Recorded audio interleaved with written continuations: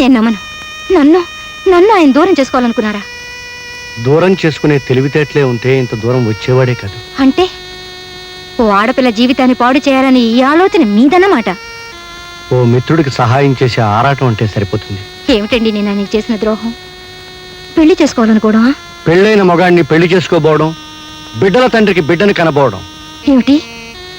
ఆయనకి ఇదివరకే ఆ ప్రశ్నని ఇంత ఆలస్యంగా అతన్ని కాక మరొకరిని అడగవలసి రావడం, అది నువ్వు చేసిన నేరం. నన్నింత మోసం చేస్తారనుకోలేదు.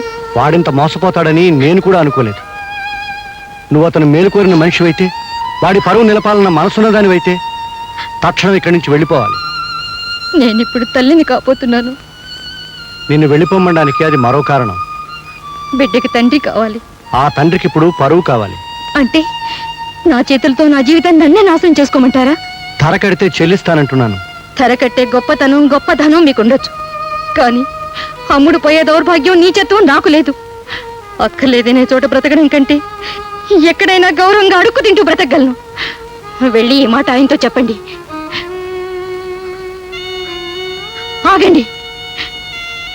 మీ స్నేహితుడిని కాపాడానని గర్వపడకండి. ఒక ఆడదాని జీవితం నాశనం కావడానికి కారణమయ్యానని సిగ్గుపడండి. ఏనాడైనా నా బిడ్డ ఈ సమాజంలో గౌరవంగా తలెత్తు తిరగలేకపోతే, కన్నీరు కారుస్తే ఆ పాపంలో పాలు మీకు ఉంటుందనే సంగతి మర్చిపోకండి. వెళ్ళండి.